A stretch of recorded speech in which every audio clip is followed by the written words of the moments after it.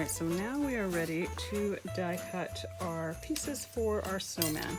And typically what I like to do is I like to get all my cardstocks ready, and I like to put my pieces with the cardstock pieces that I'm going to die cut them out of, so that I know I have all my cardstock pulled and ready to go. Alright, so this is the snowman that I am doing for this project. You could do a different snowman. It really doesn't matter which one you do. And once again, if you happen to be using a cricut, you could likely find an SVG for the snowman that you're wanting to do for your project. Just choose whatever one you love. What I like about this particular die is rather than, let me get this one through here and I'll finish what I'm saying here. Rather than having each one of these cool pieces cut and having to, what am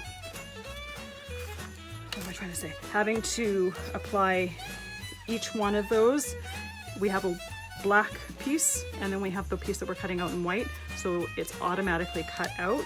It's going to save you a ton of time and frustration. So I've got my black piece here. I typically just rip that piece off there because it's going to be covered with white anyways, and there's no point in trying to glue that sliver together to me because it's just not.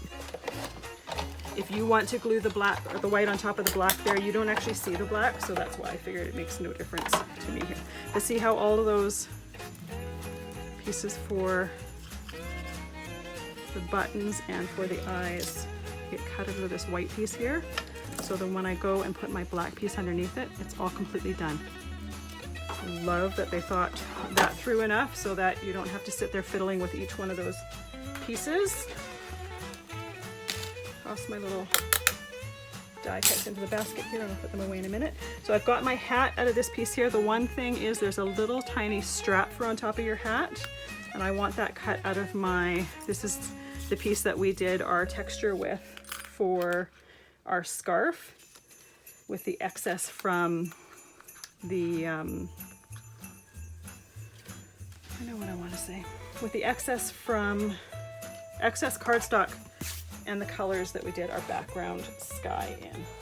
So I'm going to cut the pieces for my scarf out of that, and I'm also going to cut that little thin strip right in here. There we go. That goes on top of my hat. There we go. And I've got my scarf pieces cut right here. You could assemble them as you're going if you so choose. I typically prefer to just cut them and then assemble them all at once. That way I can, oh, my orange moved right off of the die there. That way I can move my die cutting machine right out of my way in order to do the gluing. There we've got our one piece for a carrot. This particular die has two pieces to create the carrot. And last but certainly not least is the snowman's arms. I'm cutting it out of this little craft paper here, and this actually has a bit of a wood grain texture to it, which is not at all going to be seen when it's put together. I just like the idea of it. There we go. We've got one arm here. Second arm right there, and then let's get rid of this here. All right, so assembling the snowman, let's do them all at once. I'm going to glue this white piece on top of the black. Oh, I don't need that glue on there because it's not gluing to anything because I ripped it off. The first time I tried assembling the snowman, I actually tried to glue that white on top of the black, and I didn't like it. That's why I stopped doing that and decided to just rip that black piece off there. My little sash for the head, or for the hat. There we go. The top part of the scarf, this just gives it a little bit of extra texture. sure you glue it to the right spot. And then this little piece, top piece for the carrot. And there's actually a little indent right on the larger of the carrot pieces. It shows you exactly where this goes, which is always helpful. All right, so I've got the little bits there ready to go. I'm gonna take some weathered wood Oxide ink, and I'm just inking the edges. That's just gonna give my snowman a little bit of dimension to him.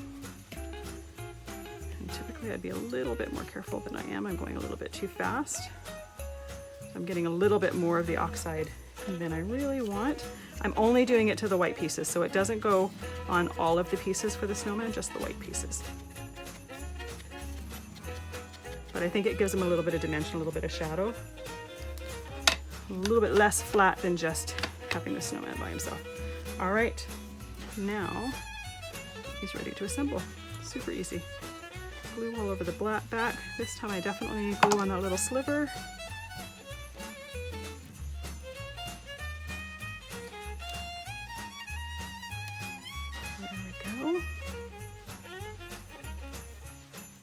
And now glue the scarf. There's little indents in the side, so it tells you, or basically shows you exactly where on the neck that goes. Now let's do his carrot nose. Oh,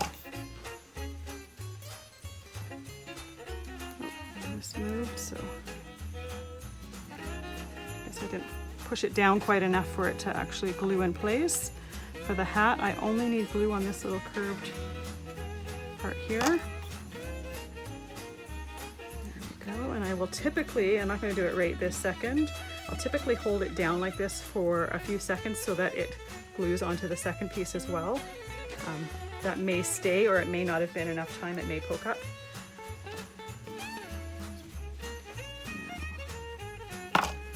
This hand goes here.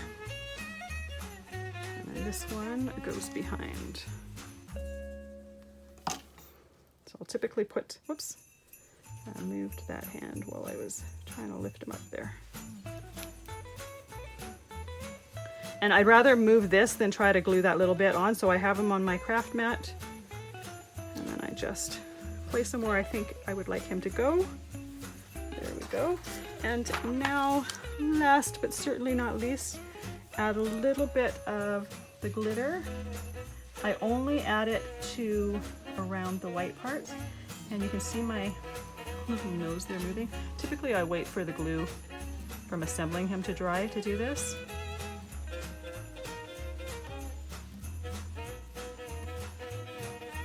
But I haven't waited quite long enough because I'm trying to do this in the same video.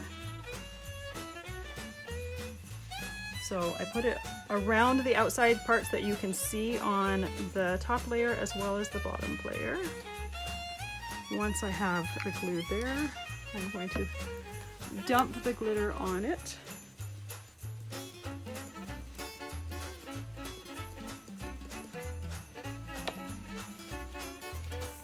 All right, tap the excess off. Very good, go. And I will set him aside to dry. Isn't he like the cutest snowman ever? You could even put some glue in there and glitter the stones for his mouth and his eyes. Or you could put glossy accents in there or crackle accents or whatever to give it a different texture. I'm leaving them as is because I like them the way they are. But I think he's just the cutest little thing ever. And I think with this, we've got all of our pieces ready, and we will jump to the next video where we start to assemble our whole diorama and it all starts to come together.